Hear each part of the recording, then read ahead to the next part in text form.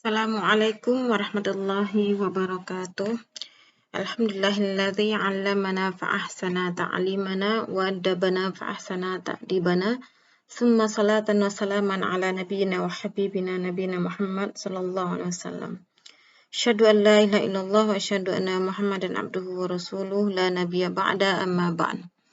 Puji syukur kepada Allah Subhanahu wa taala. Alhamdulillah.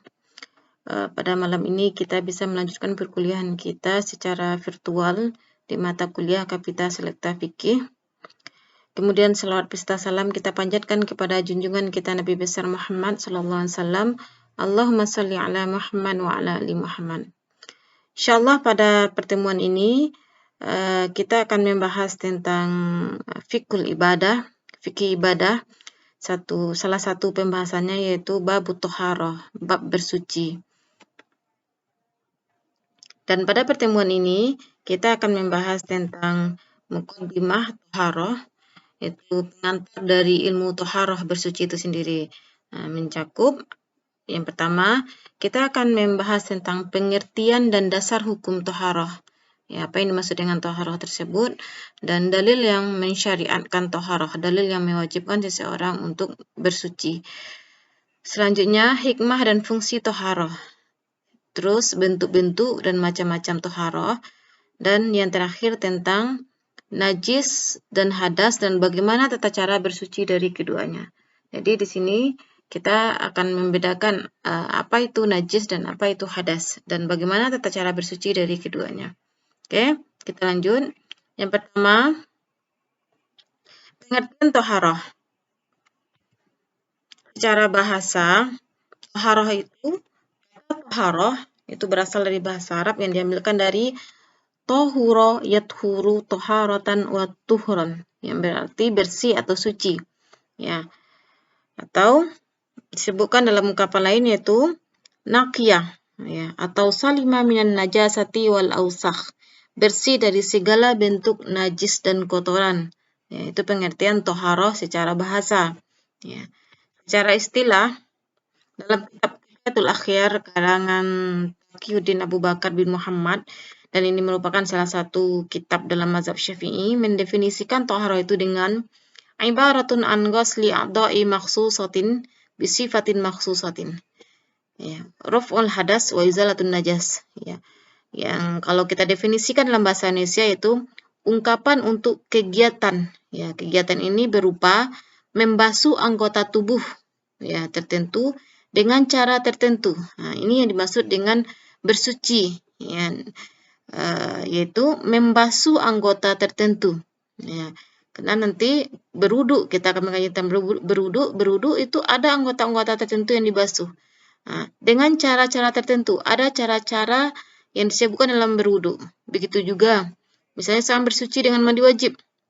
Mandi wajib itu ada anggota-anggota tertentu dari tubuh yang harus dibasuh, ya, dan juga ada sifat-sifat yang harus kita ikuti atau tata cara yang harus kita lakukan dalam mandi wajib. Nah, begitu juga thaharah itu diartikan dengan raf'ul hadas, yaitu mengangkat hadas, wa izalatun najas, dan menghilangkan najis. Dari sini terlihat bahwasanya ada perbedaan antara hadas dengan najis tersebut. Ya. Oke. Apa perbedaannya akan kita bahas di pembahasan selanjutnya. Ya. Dalam kitab fikih manhaj disebutkan bahwa thaharah didefinisikan dengan fi'lun ma tustabahu bihi sholatu kal wudu'i liman kana ghairu mutawaddi wal ghuslu liman wajaba alaihi al ghuslu wa izalatun najasah 'anis saub wal badan wal makan. Di sini didefinisikan bahwasanya bersuci itu sebuah perbuatan yang membolehkan seseorang untuk melakukan sholat, ya, seperti wudu bagi mereka yang tidak berwudu, ya, mandi bagi mereka yang wajib mandi wajib, dan menghilangkan najis dari pakaian, badan, dan tempat. Nah, jadi di sini nih ada 3 poin nih sini nih sudah dikotak-kotakan. Apa yang dimaksud dengan thaharah itu? Nah, yang thaharah itu yang pertama itu katanya yaitu perbuatan yang dilakukan agar seseorang boleh melakukan sholat Nah, apa aja bentuk perbuatan tersebut? Yang pertama, berwudu bagi orang yang tidak berwudu. Maksudnya berwudu bagi orang yang dalam keadaan hadas kecil. Yang kedua, mandi wajib bagi mereka yang wajib mandi wajib. Seperti seorang yang dalam keadaan junub, ya habis setelah berakhir masa haidnya, dan dia harus sholat, maka dia harus mandi wajib untuk menghilangkan hadas besarnya. Atau menghilangkan najis dari pakaian, badan, dan tempat. Karena walaupun seseorang sudah suci dari hadas kecil dan hadas besar, akan tetapi pada pakaian atau badannya dan tempat dia sholat itu ada najis, maka tetap sholatnya tidak sah. Ya. Kita lanjut ke syariatan taharah atau apa saja dalil yang mengharuskan seseorang untuk bersuci. Yang pertama diambilkan dari Al-Quran. Ya, ini surah Al-Maidah ayat 6 ya. A'udzubillahi minasyaitonirrajim. Ya ayyuhalladzina amanu. Ya, di sini katakan, wahai orang-orang yang beriman, idza qumtum ila sholati, jika kamu ingin mendirikan salat, faghsilu wujuhakum. Maka basuhlah wajah-wajah kamu, wa aydiyakum ilal marafiq, dan tangan-tangan kamu sampai siku, wamsahu biru'usikum, dan usaplah kepalamu, wa arjulakum ilal ka'bain, dan basuhlah kaki kamu sampai kedua mata kaki. Wa in kuntum junuban, jika kamu dalam keadaan junub ini maksudnya dalam keadaan berhadas besar, fattahharu, maka bersucilah. Wa in kuntum mardo, jika kamu dalam keadaan sakit, au ala safarin, atau dalam perjalanan, au jaa ahadum minkum minal gha'id, atau salah satu dari kalian datang dari kamar mandi, au lamastumun nisa, atau setelah menyentuh wanita, falam tajidu ma'an, dan kalian tidak menemukan air, fatayammamu, maka bertayamumlah sa'idan thayyiba, dengan tanah yang suci. Famsahu bihujuhikum wa aydikum minh, maka usaplah wajah-wajah kalian dan tangan-tangan kalian darinya. Ma yuridullahu liyaj'ala alaikum min haraj.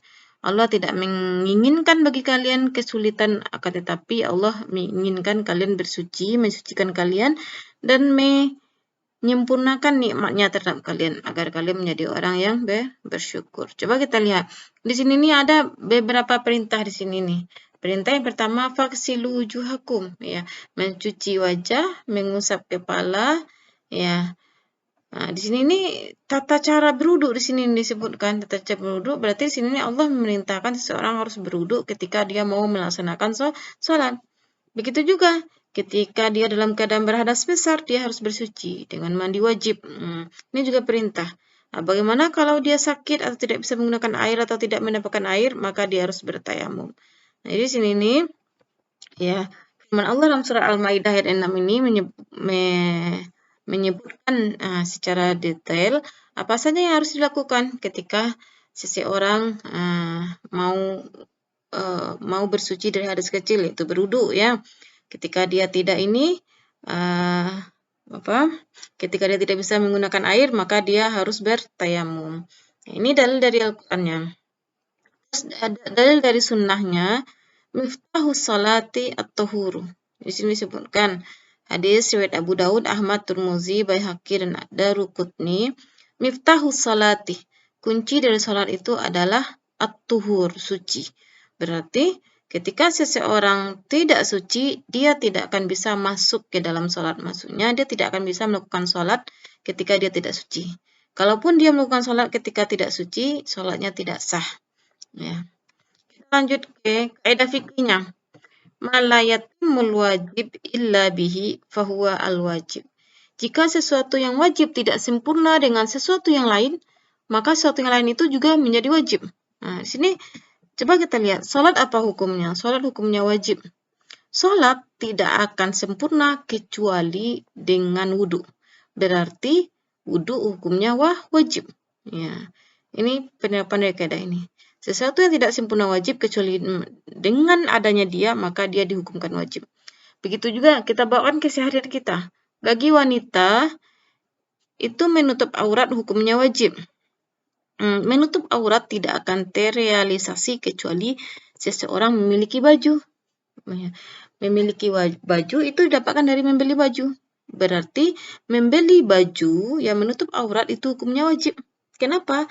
Karena menutup aurat yang wajib tidak akan sempurna kecuali dengan adanya seseorang membeli baju. Berarti membeli baju hukumnya wajib.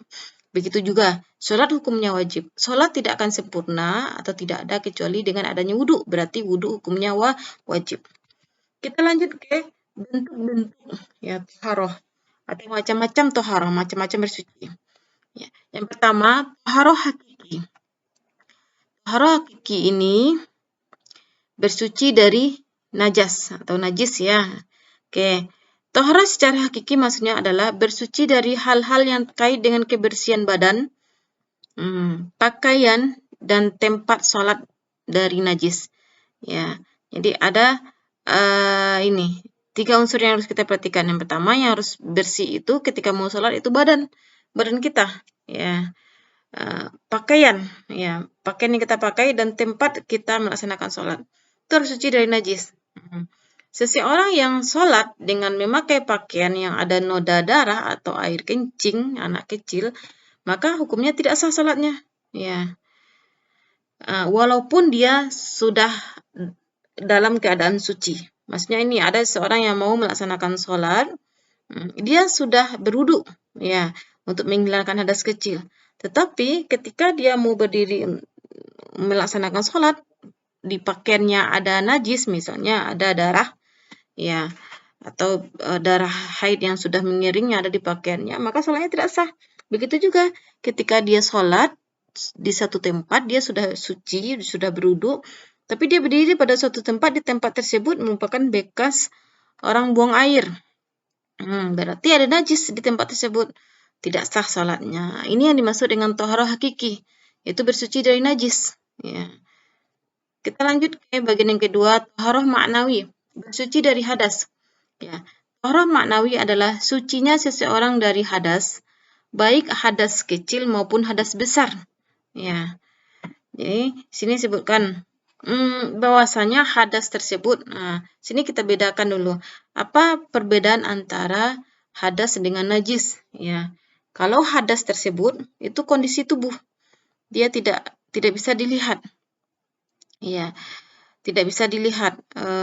Maksudnya bisa jadi secara zahirnya seseorang itu dia bersih dari najis. Tidak ada suatu yang najis yang melekat pada tubuhnya, baik bentuk darah atau air kencing atau nanah, tidak ada melekat. Tetapi kondisi tubuhnya dalam keadaan berhadas. Bisa jadi hadas kecil. Hadas kecil ini maksudnya dia sudah buang air atau sudah keluar angin. Nah, itu dia dikatakan hadas kecil. Bagaimana menghilangkan hadas kecil? Dia harus berwudu untuk sholat. Nah, bisa jadi dia berhadas besar. Berhadas besar ini dalam kondisi jenabah ya. Nah, maksudnya seorang wanita yang sudah berakhir masa haidnya, itu dia dikatakan dalam keadaan berhadas besar, dia baru boleh sholat ketika dia ini mandi wajib. Jadi hadas besar itu dihilangkan dengan mandi wajib. Oke, ya. Ini yang dimaksud dengan taharah maknawi, bersuci dari hadas ya. Disebut juga dengan taharah hukmi, sebab bisa jadi secara fisik tidak ada kotoran pada diri kita. Sebagaimana disebutkan tadi, secara fisik misalnya seorang wanita yang dalam keadaan haid ini, secara fisiknya dia tidak ada kotoran yang menempel pada tubuhnya dan pada pakaiannya, pada sepatunya tidak ada kotoran yang menempel. Tetapi secara hukumnya dia dalam keadaan berhadas ya. Oke. Kita lanjut ke sini kita bedakan najis dan hadas secara rinci. Apa yang dimaksud dengan najis tersebut? Secara bahasa, najis tersebut diambilkan dari kata-kata an-najasah, yaitu al-adnas wal-ausakh, sesuatu yang kotor atau yang jorok. Jadi sesuatu yang kotor atau jorok itu dikatakan najis. Ya, secara istilah, mustaqziratun tamna'us shalah, kotornya menghalangi seseorang untuk salat. Ya, jadi apabila ada kotoran ini, baik melekat nantinya pada tubuh atau pakaian atau tempat sholat, maka otomatis orang tersebut terhalang untuk sholat. Oke, tidak bisa melakukan sholat kecuali setelah membersihkannya. Oke. Pembagian najis. Ini apa saja yang termasuk najis tersebut bisa kita lihat dari pembagian najis. Yang pertama najis ringan atau diistilahkan dengan najis mukhaffafah. Ya, ringan ya. Salah satunya, jadi najis mukhaffafah ini hanya satu, bukan salah satunya ya, hanya satu yaitu air kencing bayi laki-laki yang belum makan apapun kecuali air susu ibunya. Ya. Jadi air kencing bayi laki-laki yang belum makan apapun, ya kecuali hanya minum air susunya, itu merupakan najis mukhaffafah. Bagaimana cara mensucikannya? Nah, ini disebutkan dalam hadis Nabi. An Abi As-Samhi qala Nabi SAW yughsalu min baulil jariyah wa yurashu min baulil gulam.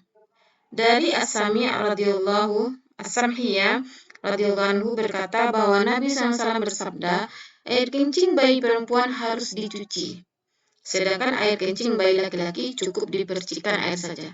Jadi ketika seorang ibu dia memiliki anak laki-laki ini masih meminum air susu darinya, tidak dicampur oleh makanan apapun. Nah, ketika pakaiannya terkena air kencingnya, maka dia cukup dengan memercikkan air ke tempat pakaiannya yang kena tersebut. Bagaimana kalau bayi laki-laki tersebut sudah memakan makanan, artinya umur 2 bulan, dia minum ASI dari ibunya, tapi juga ditambah dengan makanan pendamping, maka hukumnya berbeda. Jadi air kencingnya berubah menjadi najis mutawassithah yang harus dicuci, tidak cukup dengan dipercikan air. Oke, kita lanjut ke najis berat atau disilakan dengan mughallazah. Ya, dikatakan najis berat mughallazah yaitu untuk mensucikannya ini ada praktek khusus atau ada amalan tertentu, ya, supaya sesuatu benda yang terkena najis ini menjadi suci.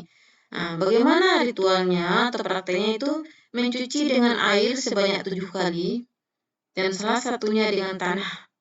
Ya, dan penggunaan tanah tidak boleh diganti dengan sabun, deterjen, pemutih, pewangi atau bubuk lainnya. Apa aja itu najis berat ini, najis mughallazah ini, yaitu ini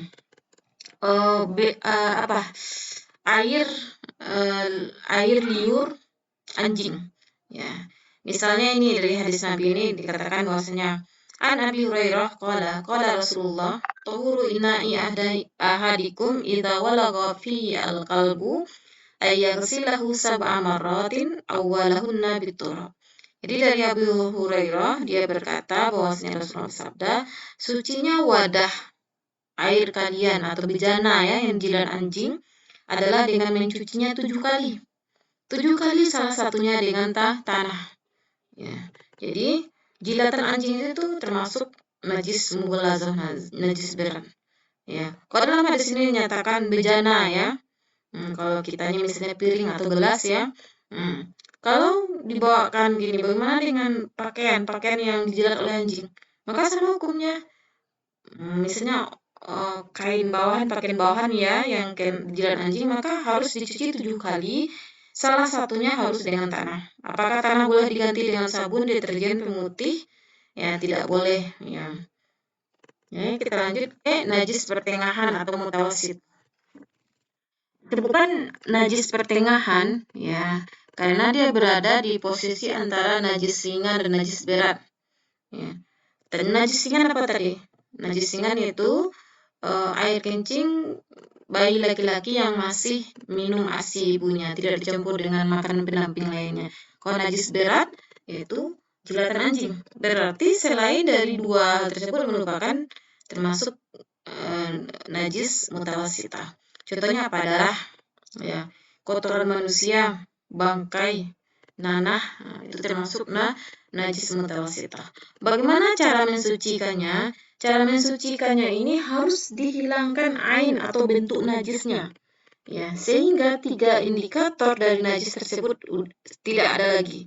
Apa itu 3 indikator yang harus dihilangkan? Itu warna. Darah kan dia berwarna merah ya, berarti ketika pakaian terkena darah, berarti dia terkena najis mutawassithah. Harus dihilangkan warna tersebut, itu ta'mu rasanya. ketika dia najis tersebut berasa dan baunya. Bau ini contohnya kotoran manusia ya, kotoran manusia yang kena atau kotoran hewan yang kena ke pakaian kita itu termasuk najis mutawasithah. Cara menghilangkannya harus hilang bentuknya itu, bentuk najis tersebut. Harus hilang warnanya ketika dia berwarna, harus hilang rasanya, dan harus hilang baunya. Oke, jadi di sini, sini jelaskan bahwasanya sesuatu yang tidak termasuk najis ringan dan tidak termasuk najis berat, maka dia tergolongkan najis mutawasithah. Kita lanjut hadas. Sebelum kita masuk hadas, berarti najis tersebut merupakan sesuatu yang memang tampak, ya, adanya, baik yang ada di badan maupun di pakaian maupun di tempat kita sholat, itu najis. Berbeda dengan hadas. Apa maksud dengan hadas? Hadas tersebut kejadian yang baru dan sesuatu yang baru. Ya. Sedangkan menurut istilah yaitu wasfun qaimun bil badan yamna minas sholati wa nahwiha mimma tushtaratu lahu taharah. Sebuah sifat atau kondisi yang menghalangi seseorang melaksanakan sholat atau ibadah lainnya, sehingga dia perlu disyaratkan untuk bersuci agar ibadah itu diterima. Jadi sebenarnya dari pengertian ini terlihat bahwasanya hadas tersebut merupakan wasfun, sifat atau kondisi. Berarti kalau sifat kondisi tubuh dia tidak terlihat. Misalnya contohkan seorang wanita yang dalam keadaan haid. Itu apakah dia seorang wanita dalam keadaan haid itu dia dalam keadaan berhadas besar? Apakah kondisi tubuh dia berhadas tersebut terlihat? Tidak, ya. Karena ini merupakan sifat dari tubuhnya. Oke, berbeda dengan najis. Kalau najis dia terlihat, misalnya ada darah yang melekat pada kulit kita. Itu dia terlihat. Begitu juga ada tai yang melekat di baju kita, itu terlihat. Berbeda dengan hadas. Hadas tersebut dia tidak terlihat. Dia merupakan kondisi tubuh seseorang. Bisa jadi seorang wanita yang mengalami haid, kondisi tubuhnya dia bersih dari najis. Tidak ada kotoran yang melekat pada tubuhnya, bajunya, sepatunya, tetapi dia dalam keadaan berhadas. Oke, kita lihat bagian hadas. Hadas tersebut bagi dua. Yang pertama hadas kecil. Ya, hadas kecil itu hadas yang cara mensucikannya dengan cara berwudu atau bertayamum jika tidak ada air. Ya, jadi hadas kecil ini bagaimana cara menghilangkan hadasnya? Yaitu hanya berwudu. Bagaimana kalau misalnya seseorang mau sholat, berarti dia harus menghilangkan hadas kecil ya, tapi tidak ada air, maka dia boleh bertayamum. Atau dia ada air, tapi tidak bisa menggunakan air. Misalnya habis kecelakaan ya, dilawat atau panas tinggi tidak bisa menggunakan air, maka dia boleh bertayamum. Apa aja yang termasuk hadas kecil atau yang menyebabkan seseorang mengalami hadas kecil? Yang pertama, sesuatu yang keluar dari kubul. Oke, kubul ini bagian depan ya. Suatu cairan-cairan yang keluar dari depan. Oke, kecuali mani ya. Mani bagi laki-laki itu menyebabkan hadas besar ya. Atau dubur yang keluar dari belakang. Misalnya seorang buang air besar, maka otomatis yang sebelumnya dia berwudu, kemudian dia buang air besar, berarti dia otomatis dia berhadas kecil. Kalau mau sholat dia harus berwudu lagi. Meskipun hanya angin atau kentut yang keluar dari duburnya belakangnya. Oke, yang kedua, bersentuhan antara kulit laki-laki dan perempuan baligh dan bukan mahramnya. Oke, jadi ketika seorang bersentuhan dengan laki-laki atau lawan jenis ya, dan itu merupakan bukan mahramnya, mahramnya maksudnya orang yang harus dinikahi, maka otomatis dia wudu. Jika dia berwudu, wudunya batal. Ya. Yang ketiga, menyentuh kemaluan dengan telapak tangan. Sebagaimana hadis Nabi, man massa zakarahu falyatawaddo. Siapa yang menyentuh kemaluannya dengan telapak tangannya, maka hendaklah dia berwudu. Oke, tidur dalam keadaan tidak tetap. Ini maksudnya tidak tetap ini, maksudnya posisi tidur seseorang itu dia berbaring, ya. Berbaring otomatis dia jika dia berwudu sebelumnya, otomatis wudunya batal. Bagaimana seorang yang tidur dalam keadaan duduk? Ya, itu kan dia posisinya tetap. Maksudnya tulang belakang itu berdiri. Jadi dia ketika seorang tidur dalam keadaan duduk itu tidak membatalkan wudunya. Yang kelima, hilang akal. Hilang akal ini bisa jadi karena mabuk, gila, atau pingsan. Jadi ketika seseorang pingsan, yang sebelumnya dia sudah berwudu, kemudian dia pingsan, maka dia otomatis pingsannya itu menyebabkan dia berhadas kecil. Jika dia mau melaksanakan sholat, dia harus berwudu lagi. Oke, yang kedua, hadas besar. Hadas besar itu hadas yang cara mensucikannya dengan mandi wajib. Ya, kalau hadas kecil tadi bertayamum, kalau hadas besar dengan mandi wajib. Bagaimana jika dia tidak bisa mandi wajib, maka boleh bertayamum. Jadi tayamum itu boleh dia sebagai pengganti dari wudu dan boleh sebagai pengganti dari mandi wajib. Hal-hal yang termasuk dalam hadas besar, yang pertama, keluarnya mani. Ya, mani ini atau sperma ya karena mimpi basah bagi laki-laki, ya, atau dengan penyebab lainnya misalnya, ya, menonton atau melihat sesuatu yang tidak pantas dilihat kemudian keluar mani, juga menyebabkan dia berhadas besar. Berarti dia harus mandi wajib sebelum melaksanakan ibadah. Yang kedua, hubungan suami istri, ya, atau disilakan dengan jima, ya. Yang ketiga, terhentinya darah haid bagi wanita yang haid atau nifas bagi yang wanita yang habis melahirkan. Lanjut. Oke, ini setelah kita mengkaji apa itu yang dimaksud dengan toharoh, ya, dan dalil yang memerintahkan untuk bersuci, dan apa aja pembagian dari bersuci dan apa aja itu, apa perbedaan antara najis dan hadas dan cara mensucikannya. Untuk materi terakhir yaitu hikmah toharoh. Hikmah toharoh atau fungsi toharoh baik secara syariat dan kesehatannya ini merupakan tugas antum.